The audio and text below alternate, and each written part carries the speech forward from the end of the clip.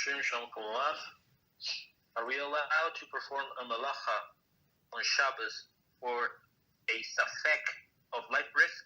For example, a candle falls on the table, but it doesn't immediately cause a fire. Can we move the candlestick if we are not sure it will cause a problem, or just hope it burns out on its own?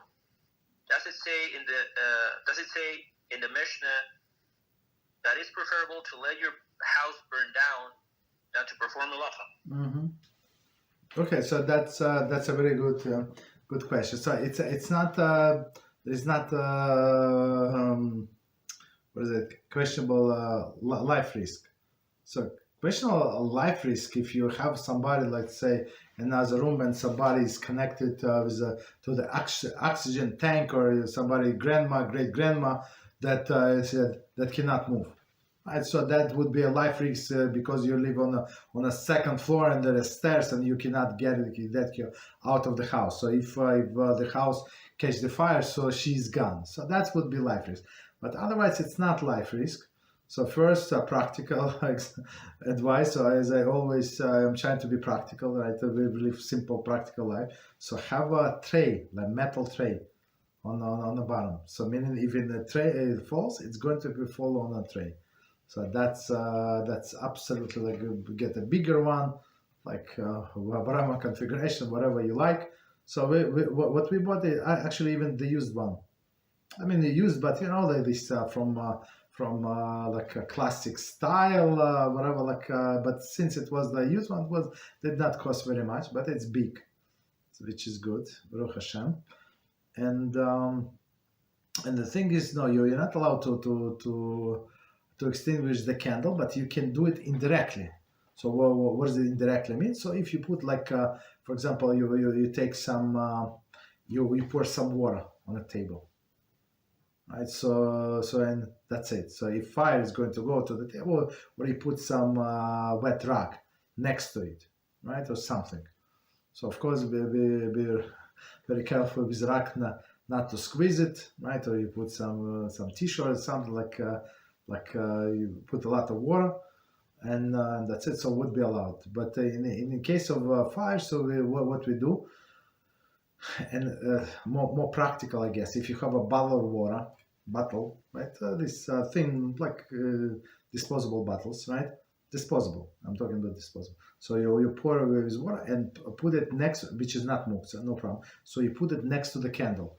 So a candle would burn through the plastic. It's going to explode and going to extinguish the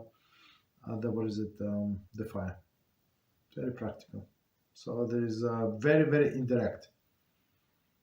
But to extinguish, we don't extinguish.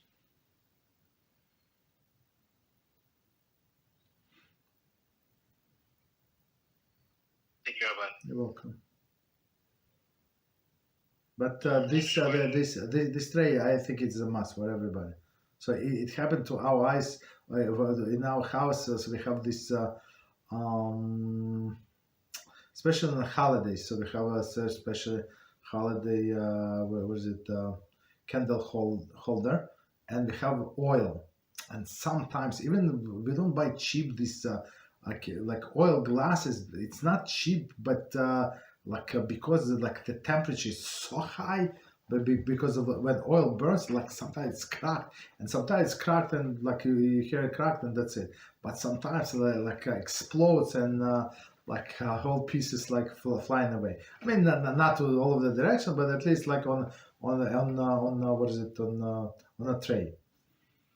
Okay, so I would recommend this tray for sure. So if it would be if it would fall this hot piece of glass on a table, it would burn the table.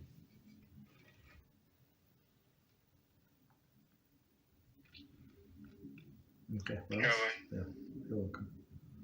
Now on this, Oprah says, what about not extinguishing but moving the candle? So technically, just so you know, so candle is a muktzah, just practical. I'm aware what Mishnah said, but if you take this muktzah in move it indirectly, so it would be no problem. Just so you know.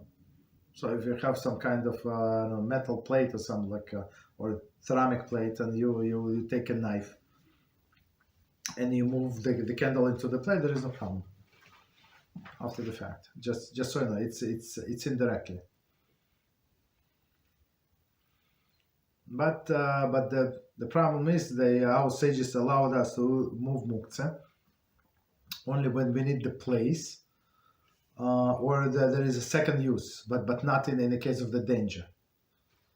So that's why I said that it would be like proper if to put this bottle of water and let it burn through the bottle, and it's going to extinguish by itself.